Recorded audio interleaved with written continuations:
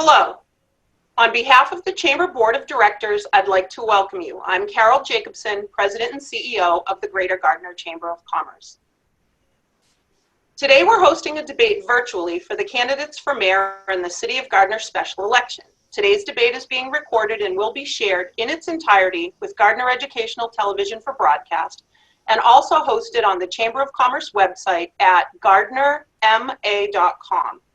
The Mount Wachusett Community College Brewer Center for Civic Learning and Engagement will also post to the college's website, mwcc.edu.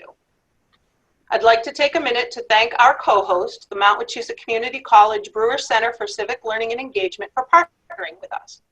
We are proud to offer this virtual debate as a service to our business community and the citizens of Gardner and appreciate the college's continued partnership in these programs.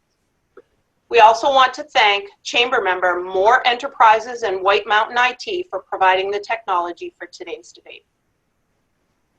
It is my pleasure to welcome and thank our two candidates, Attorney Scott Graves, a member of the Gardner City Council and former City Council President, and Mr. Michael Nicholson, Rutland Town Administrator and former Executive Aide to the Mayor in Gardner. Thank you for taking the time to participate today. Thank you. Ideally, we would want to hold this event in a public setting, but given the current restrictions around gatherings in light of the COVID-19 pandemic, we appreciate your flexibility in agreeing to conduct this program virtually. Believe us, the Chamber very much looks forward to a return to normal and the ability to host public events again.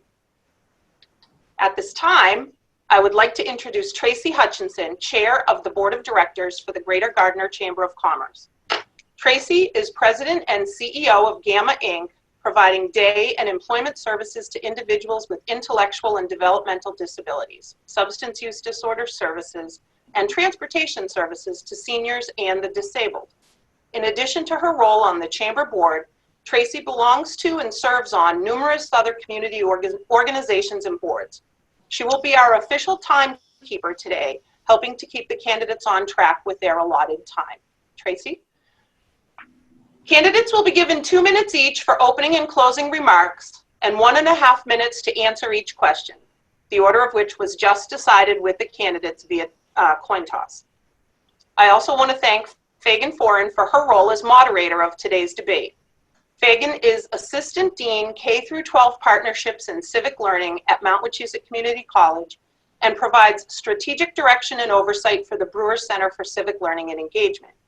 She has served this region both professionally and personally through service on numerous boards and committees.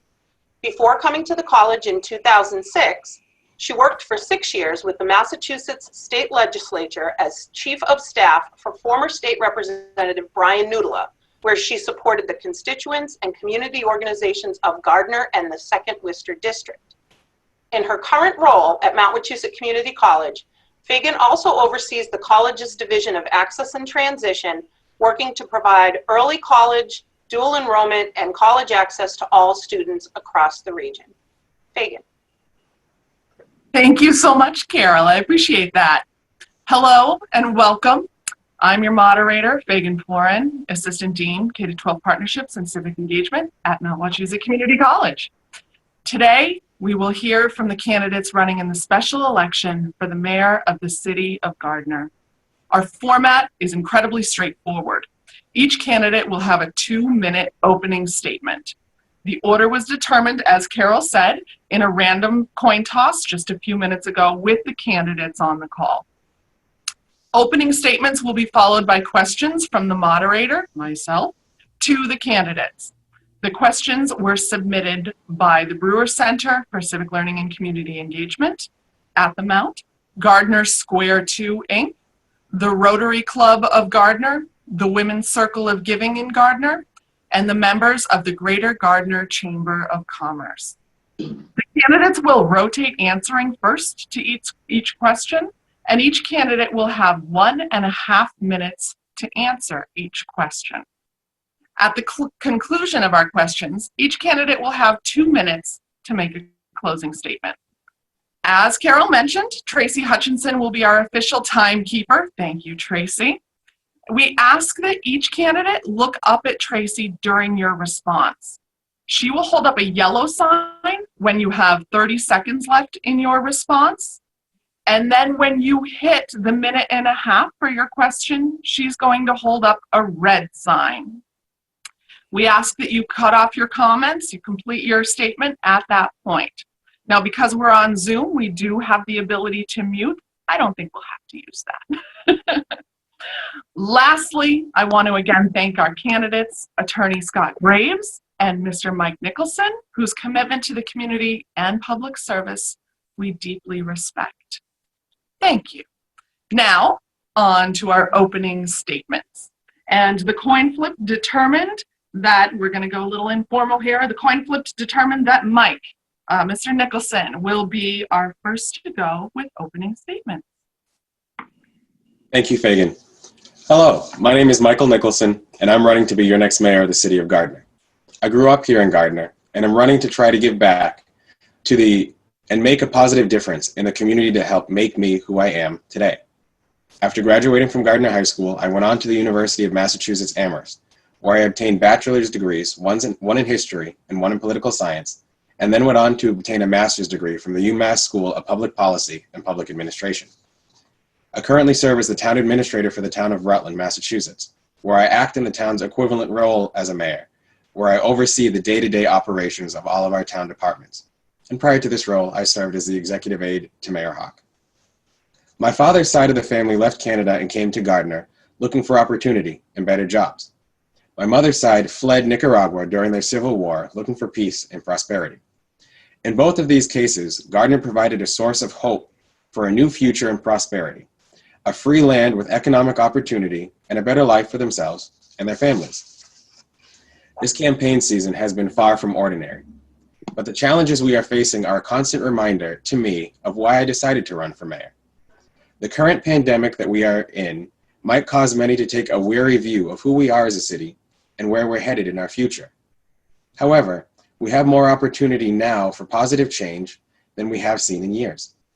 We have a lot of exciting things on the horizon. The creation of a new community center to house our Boys and Girls Club, the building of a new elementary school, and so much more. I have experience in the complex operations of being in a municipal executive role and have the knowledge of how we can help move Gardner to a stronger tomorrow as your next mayor. I'd like to thank the Chamber of Commerce and the Brewer Center at Mount Wachusett Community College for hosting this event tonight, and I look forward to answering your questions. Thank you very much. Thank you so much, Mike. Scott. Thank you, and thank you to the Chamber for doing this. I was hoping somebody would step up for a while there. We weren't sure that there was going to be a debate with everything going on, but I do appreciate it, and I appreciate everybody's work on this. And as Carol said at the beginning, it's not an easy thing to pull off, but thank you for doing that. I think the citizens really looked forward to it, and it's something that serves the public. So I'm just going to assume that not everybody knows who I am. I was born and raised in Gardner. Graduated from Gardner High School in 1982. I went to Fitchburg State. I got my degree in biology. From there, I went to the Mass College of Pharmacy in Boston. I got my master's degree in pharmacology at Boston at Mass College of Pharmacy. From there, I went to law school. I graduated from Suffolk Law School, so now I'm a lawyer. I was in college for 10 years. So as far as city government goes, I've been involved since 1999. I was Mayor Dan Kelly's city solicitor for 4 years. City solicitor, that didn't come out right. So for 4 years, I was in the executive department, and Mayor Kelly was a new mayor, so that was an interesting experience, and I feel that he was a great mayor. So after that, Jerry St. Hilaire came in. So I worked with Jerry St. Hilaire as a city councilor after that, because Jerry had his own law department. He brought in Bob Rice and Jim Walsh. So anyways, I have vast interest in the city in general. I've been in city government for quite a while, but I've never been mayor. Some people will say, well, let's give somebody a new chance, or let's get new blood, or let's get young ideas, or let's give somebody else a chance. I've never had the chance to be mayor. I've been on the other side of the fence so many times with Mayor Hawk in his 12 years. And I think it was good to get both sides of the story. And in my 16 years, I was usually the other side of the story. So at any rate, thank you very much. I see my time's up. Thank you so much, Scott. Much appreciated. All right, the coin flip also determined that Mike will go first with our first question. Now, as a reminder, you have 1.5 minutes for your answer. All right, you ready? Yep. As mayor, how would you manage the relationship with Gardner Public Schools to address funding needs and ensure that students in Gardner receive equitable access to a high-quality education? Thank you very much. At my kickoff event on early February of this year, one of the promises that I made at that event was that if elected mayor, I would continue to ensure that the schools have adequate funding. And I used the line that we need to treat education for what it is. Our school system is the only department in the city that makes a permanent impact on the lives of our future citizens every day of the week. I've often said, if something goes wrong at your job, you at least have a day to try to fix it. But if something goes wrong and you're in a first grade classroom, you could have a student who may not know how to read, and that impacts the rest of their life from there on out. I was speaking to the superintendent of schools earlier this week as to his plan for funding, given the current pandemic situation. We're seeing a lot of drastic cuts being made in our neighboring school systems.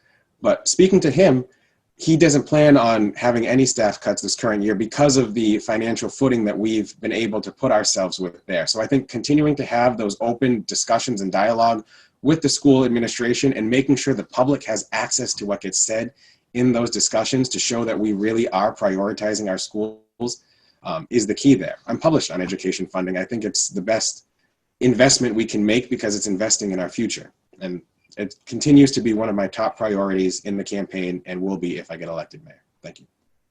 Thank you, Mike. Scott, I'll reread the question.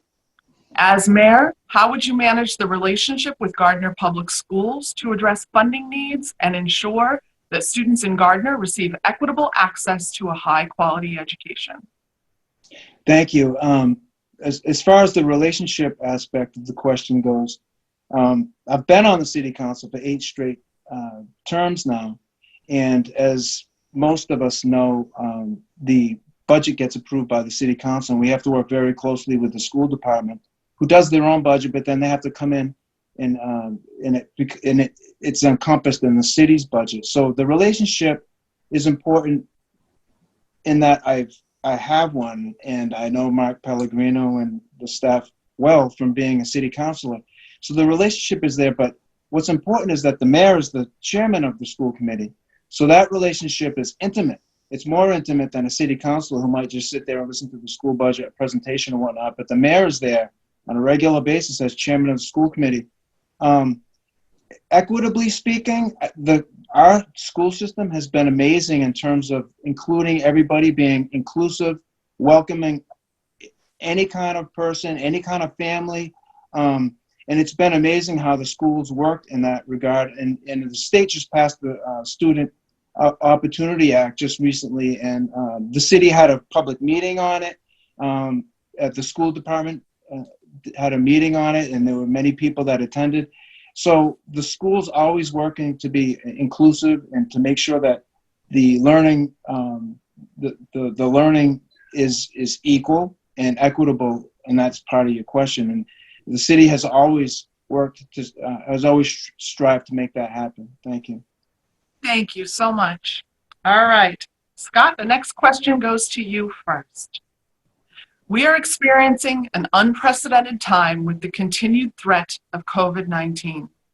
K-12 schools have had to go online with little notice or preparation. What is your plan for investing in the Gardner Public School system to ensure teachers are prepared for online fall instruction or a hybrid model? This includes teacher preparation and student access to technology. Well, as we all know, the city of Gardner almost every year is level funded. We have sometimes we have some new growth. Proposition 2.5 allows us to go up in taxes every year, just 2.5% is the maximum. So we're challenged monetarily, But with respect to the COVID and the school system, the money's still going to be there. We don't know yet what the state's budget is going to look like. They've extended their budget time, I think, to the end of July or something like that because of COVID. So a lot of the numbers are fluid right now. We don't know exactly what they're going to be. There's expectations that the state budget might be, for fiscal year 2020, might be between $4 and $6 billion short. And for fiscal 2021, it's going to be even more. They're thinking maybe $7 billion short. So money's going to be an issue, but as mayor, I'm going to make sure that the school system is tended to first. It has to be that these students deserve an education, and the parents deserve that their students get an education, and they're going to get an education anyway. We have to do it, and the money that we otherwise would have had to keep the normal school going is going to have to be used to keep the whatever alternatives we need to do. And Mark Pellegrino is well aware of what he's going to do, and they have their plans. And so as the city's going to support that. Thank you. If I'm mayor, thank you. Thank you very much. All right, Mike, I'll reread the question for you. We are experiencing an unprecedented time with the continued threat of COVID-19. K-12 schools have had to go online with little notice or preparation. What is your plan for investing in the Gardner public school system to ensure teachers are prepared for online fall instruction or a hybrid model? This includes teacher preparation and student access to technology. I think that's one of the main things that we should be looking at, and whoever gets mayor, that should be one of the first things we look at. Luckily, the CARES Act that was passed at the federal government level, one of the major portions of that act is to purchase technology for our students to help with telelearning capabilities. I know the current plan for Gardner Public Schools for next year is to do separate the schools depending on bus routes with a week A group and a week B group, in which when group A is in the school building, group B is telelearning and vice versa.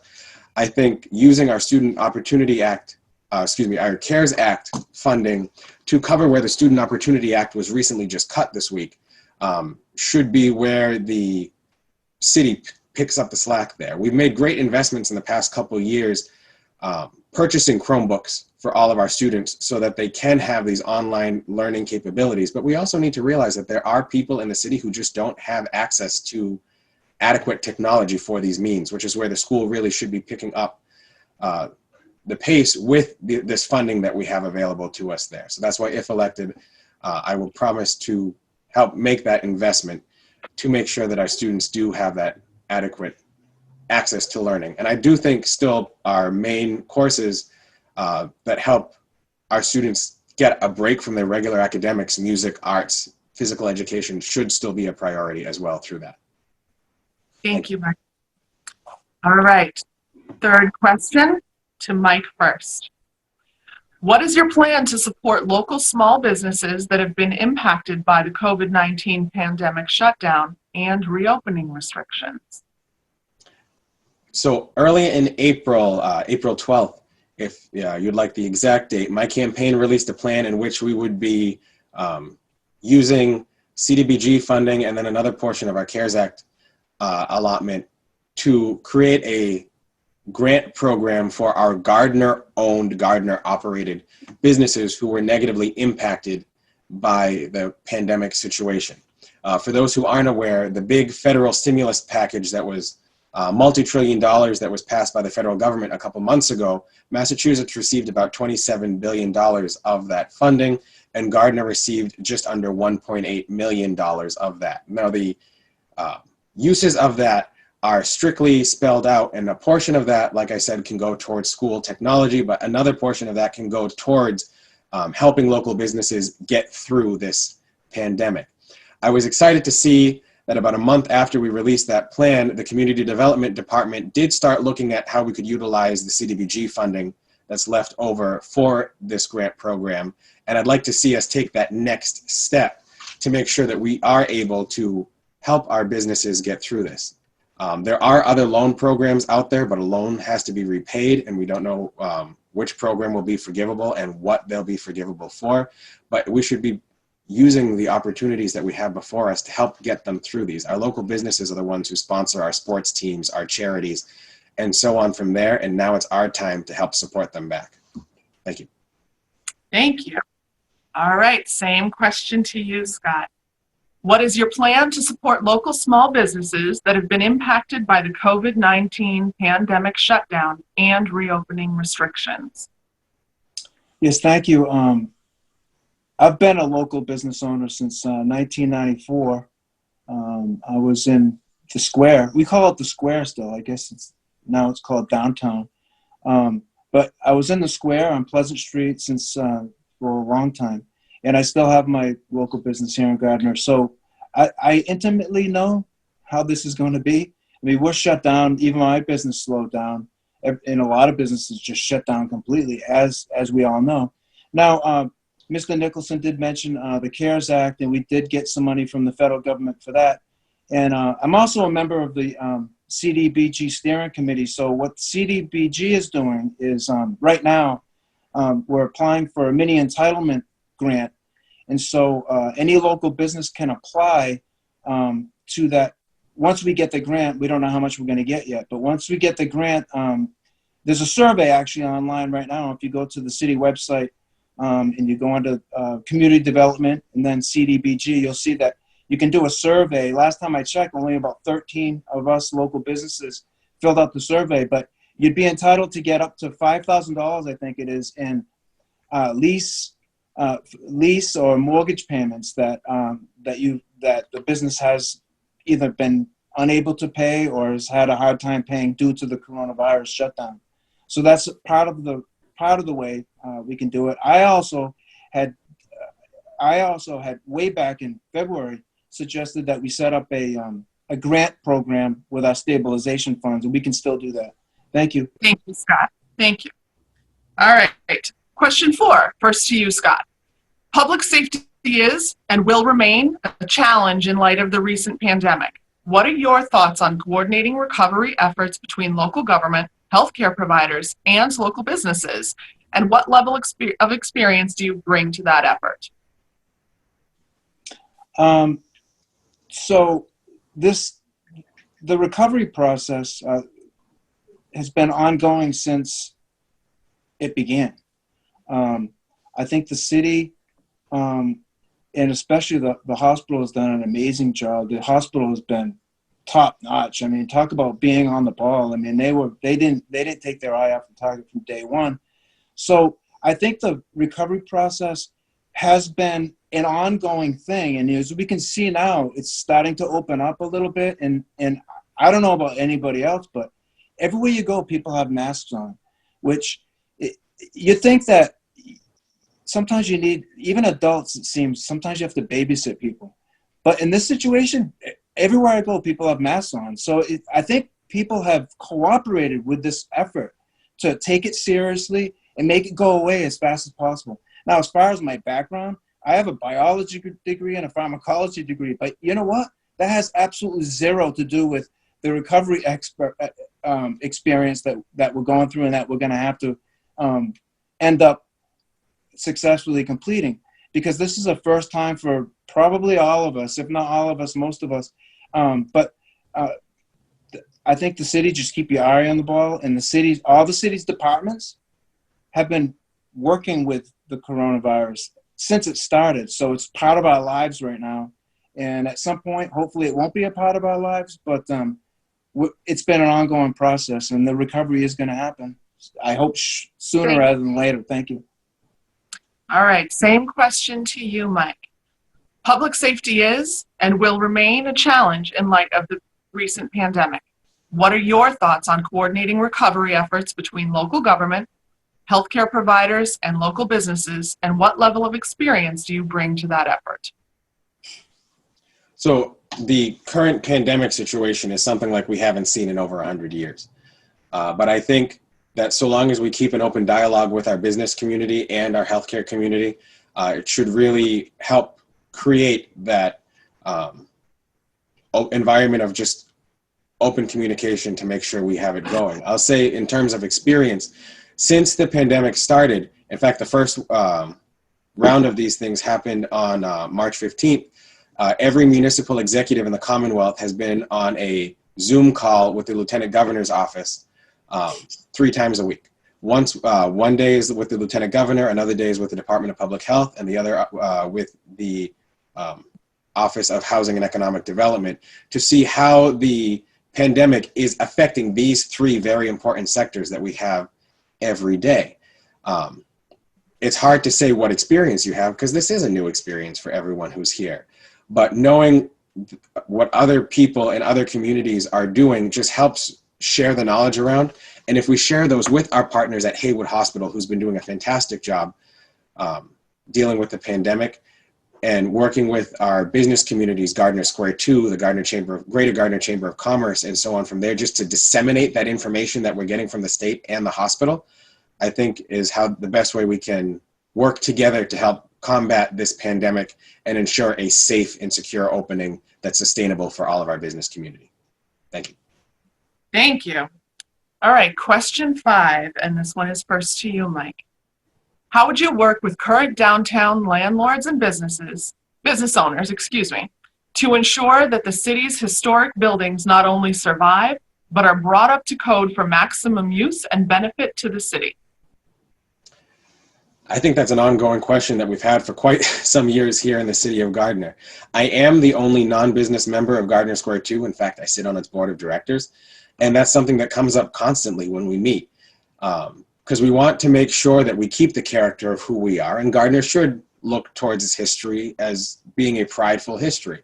However, when a property gets to the point where the roof is quite literally caving in on itself and it's not safe to be in there, these conversations need to be had. If we work with our building officials and our community development officials to keep things going, like the facade grants that we have in the Office of Community Development and Planning through the CDBG program, or other grant programs that become available to us through our Opportunity Zone designations that we have through the federal government to try to get funding to bring these back up, and it's still viable to do so, I think we should absolutely do it. However, if it gets to the point where we had with the old movie theater, where after 2 fire damages and a roof that was no longer existent, and it got to the point where it was that much of a safety hazard that we had to tear the building down, it's a conversation that we have to have at that point. But when we do have those, we should also be thinking, how can we preserve pieces of the architecture or something to help maintain who we are as a community in those efforts. But having those discussions with our business owners and working with the business owners to be the information for us to be the intermediary with the landlords on their behalf, if it needs to get to that, is what we should be doing. Thank you. Thank you, Mike. Same question to you, Scott. How would you work with current downtown landlords and business owners to ensure that the city's historic buildings not only survive, but are brought up to code for maximum use and benefit to the city? Yeah, thank you. Our community development department and our economic development branch of that department, they've been working, and CDBG, have been working with the local business owners on an ongoing basis for as long as I can remember, and I've been here for 20 years. So part of the most important thing that the owners have to know is that there are grants available out there. There's some grants. There's Mass Works, there's Mass Development, there's different things. There's different things a business owner or landowner can do, even on a public-private partnership with the city. That's some of the things I want to look at, like some of the businesses, like the Gardner Redevelopment Authority usually comes in and purchases either a misused or a dilapidated or a blighted building. And then the GRA and the city searches for the best use, the best continued reuse for that business. And that's where our mixed use flexibility in our zoning statute comes in. You can have mixed zoning in terms of you have businesses on the ground level and then you have residences up above, and that works well in terms of getting more traffic in the downtown area. It saves the building, And I'm a big proponent of saving historical buildings. I mean, I think I cried when that Hayward Wakefield chimney came down, that blonde chimney. It was unbelievable. It said H&W, I think, on it. It was beautiful. So, some of us still have the bricks. But anyways, that's a little bit. It's a long story, but thank you. Thank you very much. All right, question 6. We're halfway there. To you first, Scott. Yes, Scott.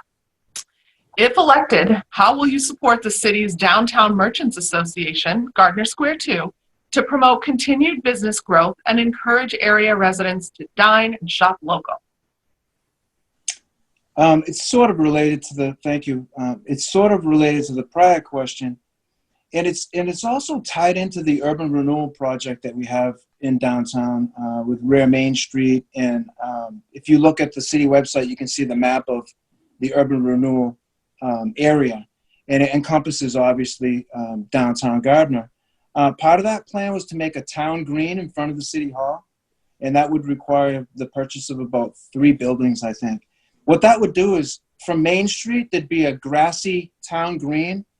From there, now that the cinema has come down, I want to create what's called, in Boston, they call it the Emerald Necklace.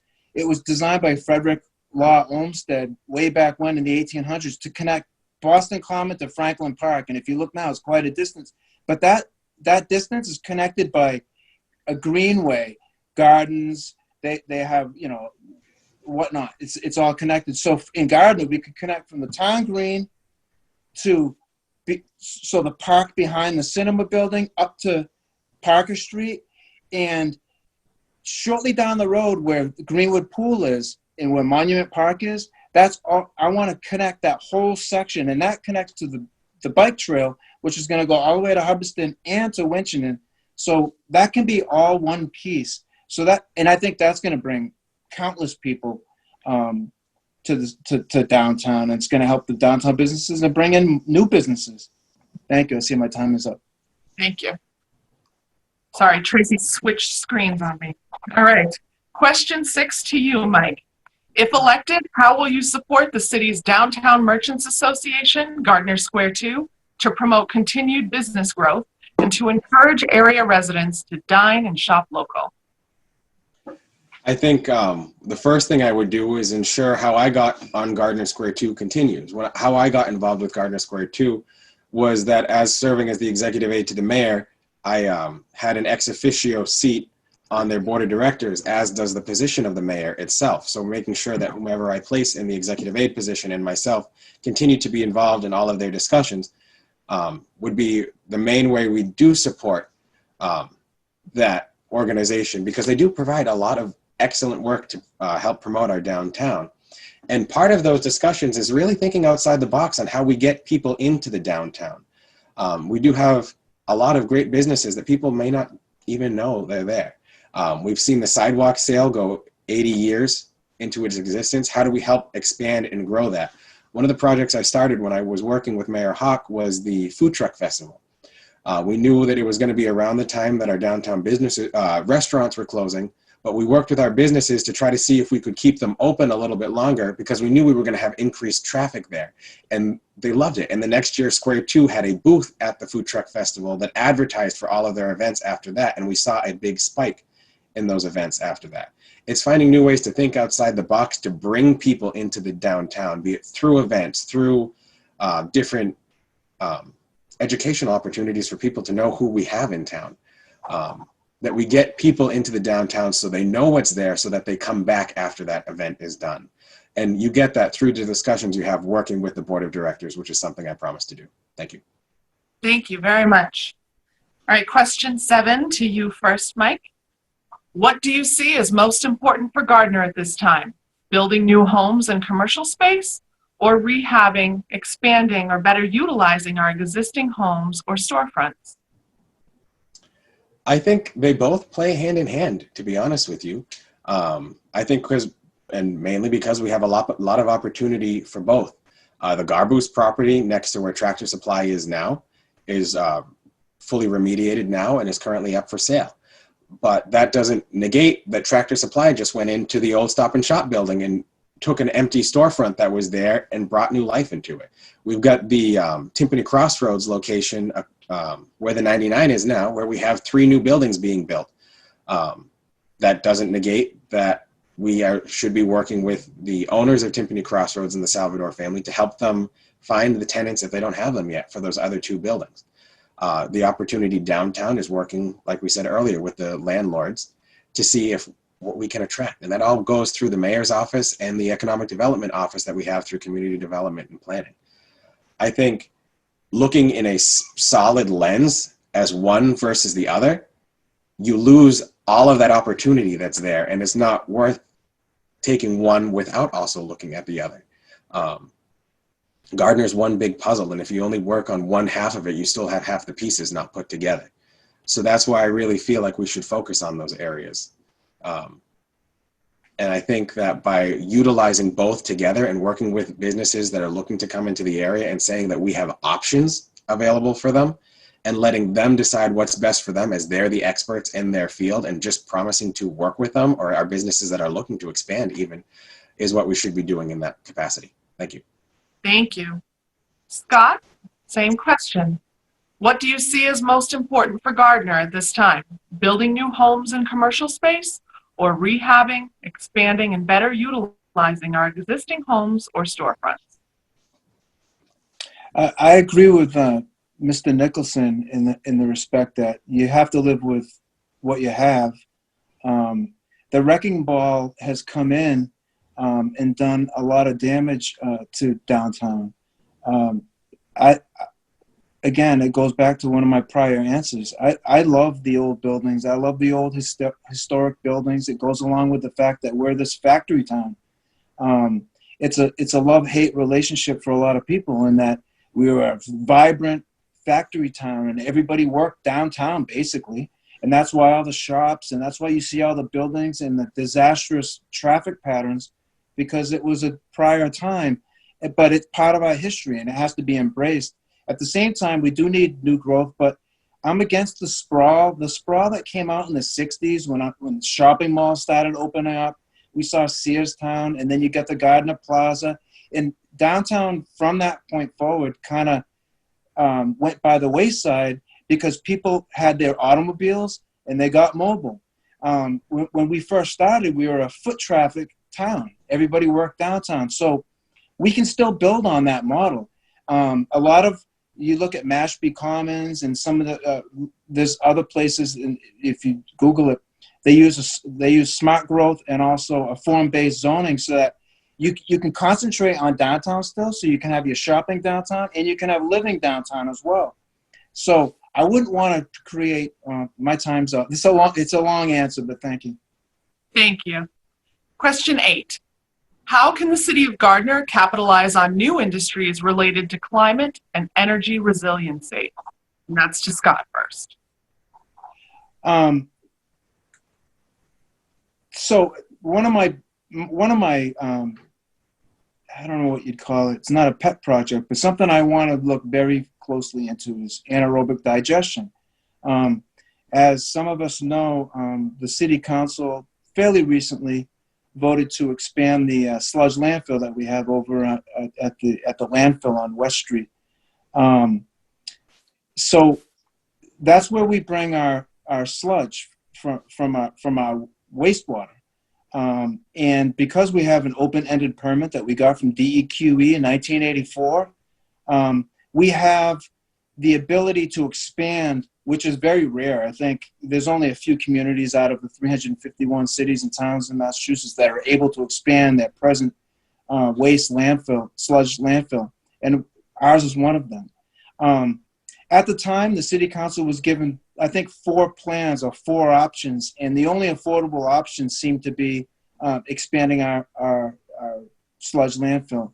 I've looked at it more closely, and with the right feasibility studies, which we could get, we could do a public-private enterprise over there and do anaerobic digestion, which is better for the environment. It'll save that whole area. There's a glacial esker over there, and there's also the watershed, Otter River, Millers River, Connecticut River over there that will be spared, and the forest ecosystem over there. The anaerobic digestion plan would save the ecology over there and also generate revenue for the city. That's another long answer. Thank you. Thank you very much. Mike, how can the city of Gardner capitalize on new industries related to climate and energy resiliency?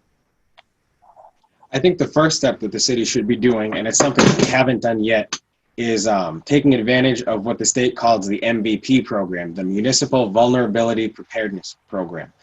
This program was established by the Commonwealth to help cities and towns pinpoint where they should be more resilient in terms of preparing for climate change issues and what projects they should be doing to help address those specific issues, and they provide the funding for that. By doing these types of projects where the state provides the funding for them and it alleviates the burden we place on our taxpayers and our local taxes that we take in, and working with other projects like the Green Communities Program that allowed us to put in those electric car charging stations in town to help reduce our carbon footprint. These are all things we should be looking at. I should say that I think the city is doing a good job so far, particularly where our solar field behind Wildwood Cemetery powers all of our city buildings right now, so we don't have any direct electricity from something outside those sources for our city buildings. That's a great first step, but there's still more we can do.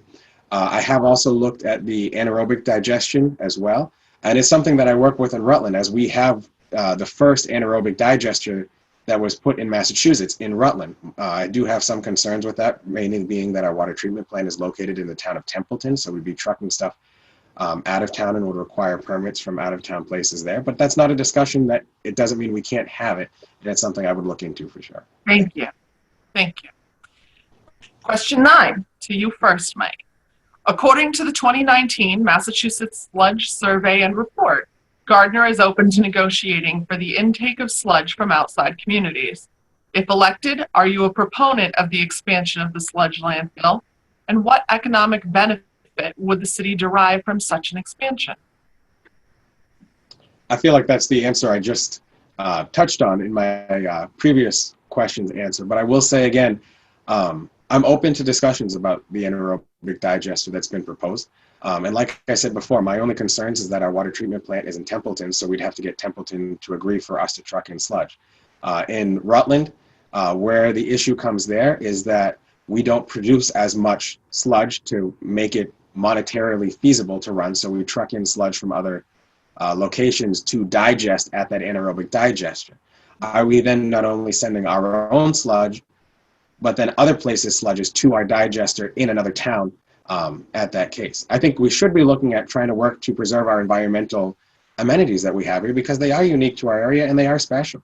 But I just want to make sure that if we do take that route there, that is being done in a way that's economically feasible, economically viable, and it's not in a place where we're running up the bill for the city because we're being fined by the town of Templeton, because that's where our treatment plant is located and that's where the digester is proposed to be located. But these are all discussed. If you walk into any elected position with your mind closed and saying, this is the only proposal I'm going to go for, without being willing to at least have a discussion with someone about it, then I really don't think you're going to get anywhere in elected office. So I'm always open to these discussions. It's just something I'd like to have a little more info on, to be honest. Thank you. Thank you, Mike. Scott, same question. According to the 2019 Massachusetts Sludge Survey and Report, Gardner is open to negotiating for the intake of sludge from outside communities. If elected, are you a proponent of the expansion of the sludge landfill? And what economic benefit would the city derive from such an expansion? Yeah, as Mr. Nicholson said, it kind of overlaps on my prior answer, but absolutely in favor of it. Environmentally, it's the way to go. It's innovative. It would put Gardner on the map in terms of having the innovation and also the foresight to not leave these legacy costs to our grandkids, where we're going to have this massive sludge landfill over there. And by the way, the digester can be put right on the landfill itself. It doesn't have to be in Templeton. And the point is this. There's a glacial esker out there, which is a fairly rare geological formation. The forest is beautiful out there. Cummings open space property is out there. the Miller's Rivers, the Otter River watershed, Miller's River watershed leads to the Connecticut River, leads to the Atlantic Ocean is back there. It's feasible. It's doable. It can be done with a public-private partnership, like I said, and we have plenty of time. And I would be dead set against bringing sludge from other communities into Gardner. It's one thing to bring food waste, food waste from restaurants or cafeterias or whatnot is what's used, part of what's used for the anaerobic digestion. That's one thing, but to bring somebody's bio waste into Gardner is not something. I think that was a surprise to me that somebody in the city said that that was something that we were amenable to doing. I didn't know. I don't know who said that we would do that, and I would not be in favor of that. Thank you. Yeah, thank you very much. All right, question 10 goes to Scott first. In light of the Black Lives Matter movement and subsequent demonstrations occurring locally, what would be your plan to work with the Gardner Police Department and other local organizations to support racial equality in our community? I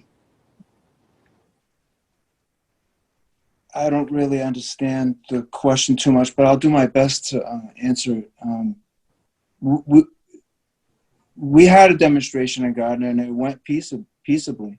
And our Gardner Police Department was all over that in terms of making sure everybody had their right to their First Amendment rights, and their First Amendment rights were exercised. Gardner is fortunate in that we have been an open community. Now, it is a fact that 89.9%, according to the last Census Bureau statistics, 89.9% of the citizenry is white here in Gardner. But we do have that minor segment of the population which is not white, and it's in that you might think that you would see something with such a dominant race in Gardner, 90% being one color, that maybe there'd be a problem. But you know, every community has its problems here and there, but Gardner has been very wide open to other people's, other cultures, and we're welcoming to everybody. But I would always be working closely with the police department to protect everybody's rights. Black Lives Matters, they have every right under the First Amendment to demonstrate and to protest all they want, and that would be respected for as long as I'm there. Thank you. All right. Mike, same question. In light of the Black Lives Matter movement and subsequent demonstrations occurring locally, what would be your plan to work with the Gardner Police Department and other local organizations to support racial equality in our community? First of all, I think this is a very appropriate year to begin those discussions as the federal census is currently being taken. Gardner currently has about a 50 to 60% response rate on the federal census. However, if you don't fill out the census, your numbers don't get recorded. We may have people of minority backgrounds who choose not to fill out the census, and then those numbers don't get reflected, and you get those perceptions that they aren't there. But it's something that we really need to be pushing is, one, people just to take the census this year. The census has so many different implications with it in terms of funding we receive, demographic information that we have. So that, I think, would be the first step, is to really push for people to take the census. I was very pleased to see how peaceful the demonstration a couple weeks ago went, and how supported it was by our police officers and Chief Brax, Deputy Chief Trafiro.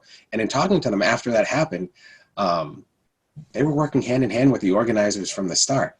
I think one of the benefits that we have is that we are in Massachusetts, and all of the reforms that we hear are being proposed on the federal level. Massachusetts is the model for 9 out of 10 of those reforms. So our officers are having the training and the discussions done to really work towards those, but we could always do better. And that's something that Chief Brax understands. And if elected, it's something I would push to continue that we do.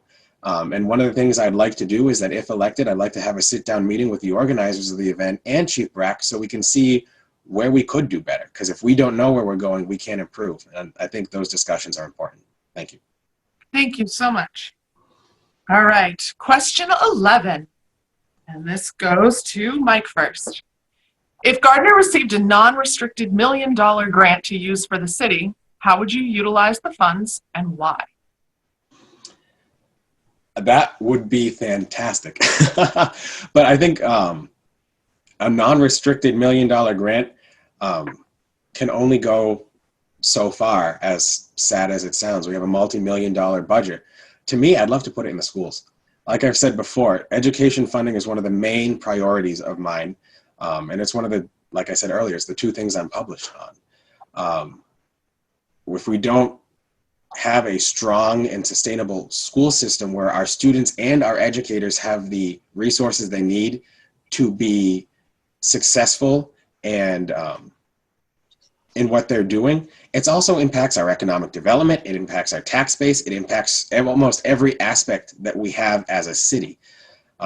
So if I would put it straight towards the schools to make sure that they have the funding they need, particularly with the technology portion, just because of how, pandemic aside, just how often technology plays a part in our everyday society, to make sure that they have the adequate tools that they need to be successful.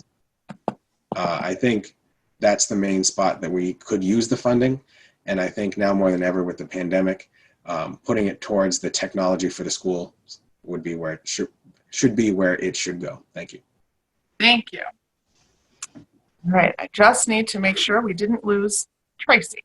Fagan, if I may quickly, I want to apologize to everyone. I'm not quite sure what's happening with Tracy's Wi-Fi connection, but you will see that 2 or 3 times now she has dropped off the screen and then come back because she's had to reconnect. But luckily, she got back on screen just in time for that 30-second card this time.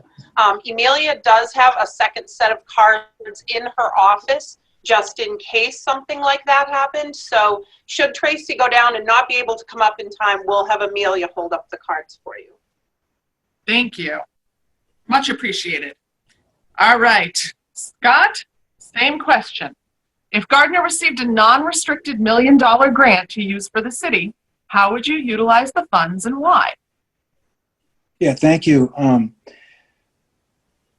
One of the first ideas I had, and which I will do immediately upon election, is to form a roundtable discussion, sort of like a town square type discussion with the mayor, where everybody that wants to can come in and say their piece, criticize, compliment, do whatever you want, give us ideas. I would say, so the money that comes in is the people's money. It's not my money, it's not the city's money, it's the people's money. I'd ask them what they want to do with $1 million. And we could get some ideas on what you want to do with it. But our budget's $60 million. If we wanted to pave all our roads, for instance, right now, all the roads that need it, it costs us $47 million. So $1 million sounds like a lot of money. It's not a lot of money, but it would go a long way. I agree with Mr. Nicholson that the school always needs it. For instance, we pay $1.7 million a year for choice out for students that choose to go to other schools. That's $1.7 million. So that million would hardly touch that. But the other important part of that is the city council has to be consulted about spending. The city, nothing gets past the city council with has a dollar amount on it. So you've got to please 6 people on that city council. So I get it from the people. What do you want to do with it? Then I go to the city council and I say, here's some ideas. What do you want to do? Thank you. Thank you. All right, and our last question before closing statements. And this goes to Scott first. What issue does the city of Gardner face that you believe is not receiving enough attention? What issue does, well, I mean, I hate to go back to the schools, but I'm a huge, obviously I was in college for 10 years, so education's a big part of my life, and I want everybody to have an education. I think nowadays it's getting less and less important to have an education after high school. I think people that are starting to do things at home, they're starting to do things more with technology that you don't really need an education for. But our school system is the key to this place. Our school system needs to be top notch, and we've worked very hard. Mayor Hawk did, the city council did for many, many years. And our school system is top notch, and it's going in that direction. But economy's not going to come in if the schools aren't great.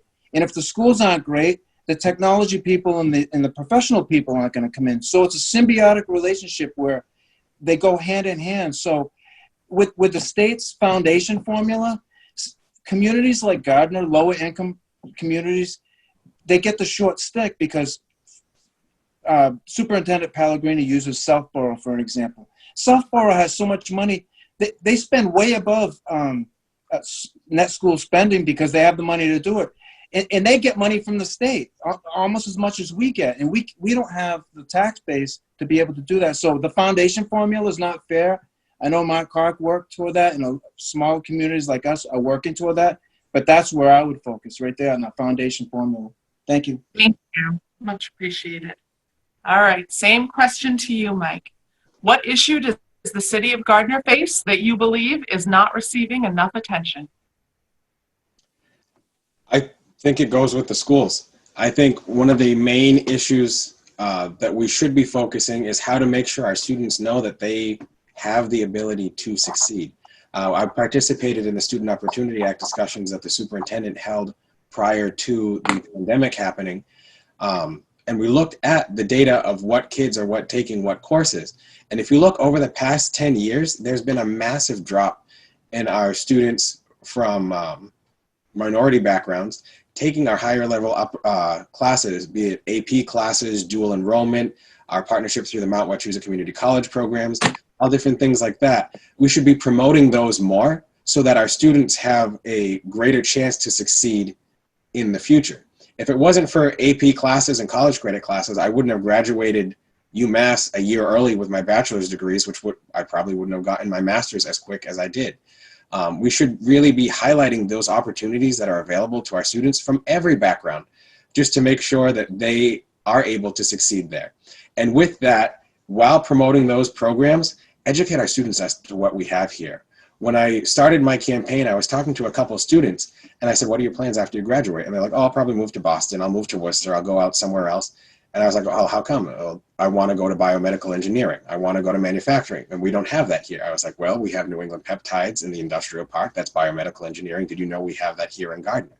So while we're promoting our students to make sure that they are successful in their next endeavors, letting them know what we have here as a city so that they have some sense of pride and want to stay. Thank you. Thank you. All right, closing statements. And as a reminder, you each have 2 minutes for your closing statement. And the coin flip showed that, Scott, you will go first. Okay, thanks again for having me and us in doing this. I think it's a valuable tool for the citizenry to make a decision. We only have a couple days now left, so this is kind of the first time they've seen us, I think, Mike, side by side. Yeah. Anyways, I just want to reiterate that I think that my independence is going to be a huge asset to the city. I'm not political. I don't do what people tell me to do. I do my own thing. I care only about the citizens, and I only care about the city. I have for a long time. That's why I've been doing this for 20 years.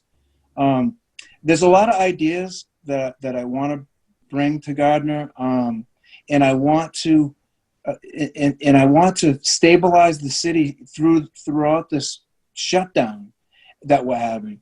It's basically an unprecedented event where we're not going to see the ramifications of it for quite a while, and it's going to take a steady hand. It's going to take a very serious reflection as to how we're going to proceed on this.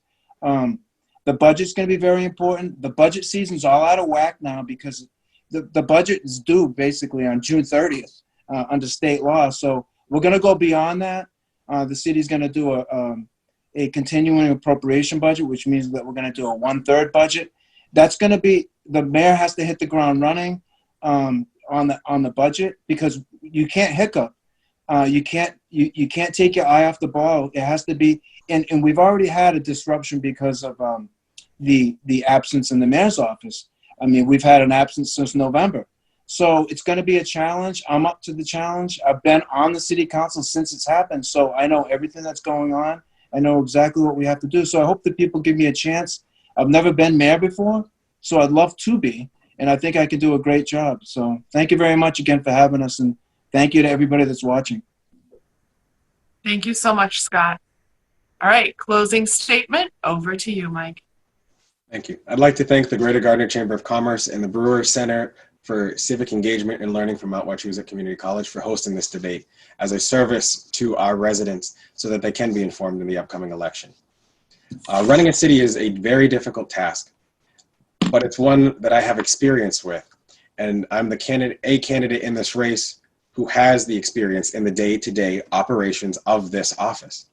I've created municipal budgets, participated in union negotiations, collaborated with our local businesses on economic development measures, drafted and worked on almost all of the proposals that went before the City Council for their vote in my years that I worked with Mayor Hawk for over that 5-year period in one capacity or another while I was there. Gardner deserves to have a mayor who has the knowledge and experience of how to run the city, who can hit the ground running on day one. From supporting our schools, economic development, getting us through this pandemic, and so much more, I promise to give my all to the city if elected to lead it through to a stronger tomorrow. There are some in this city who believe that Gardner is what it is because that's all we've been and that's all we can be. However, we have to have an open mind while we still are looking towards the future. Yes, it's true we have to live within the means of our budget, and we have to be realistic in our expectations, but being realistic doesn't mean we can't be optimistic. We have to be aspirational and pragmatic while still looking to see what it is that we have available to us. We have to be, whoever gets elected mayor needs to be able to work with the city council, the school committee, our partners at the state and federal level, and our local business community to help Gardner move towards a stronger and better tomorrow. And that's something that I promise to do. And that's why I'm asking for your vote in the upcoming mayoral election on June 30th to be your next mayor. Early voting is available right now, so if you have the mail-in option available to you, please take advantage of that. If not, the polls are open from 10 to 8 p.m. on June 30th, and I'm asking for your vote. Thank you very much. Thank you. Carol? Okay, everybody hear me okay? Thank you so much, Fagan, for moderating today's debate. You did a fantastic job. I want to thank Tracy and especially show my appreciation for her scrambling with her Wi-Fi issues today and being able to get right back on and keep everybody on time. I want to thank our candidates. You both did an amazing job. You did a great job staying on time, which I know can be a real challenge. I really want to thank you for being flexible and participating in this way. And more than anything, I want to wish you both good luck at the polls on June 30th. As a reminder, I want to tell you to please check the schedule for Gardner Educational Television for broadcast times of this debate. It'll be going on beginning, I believe, on June 22nd, and it can be found, the schedule can be found on the city's website, which is gardner-ma.gov. And it will be also available on the chamber website, not to be confused because they're very similar, which is gardnerma.com.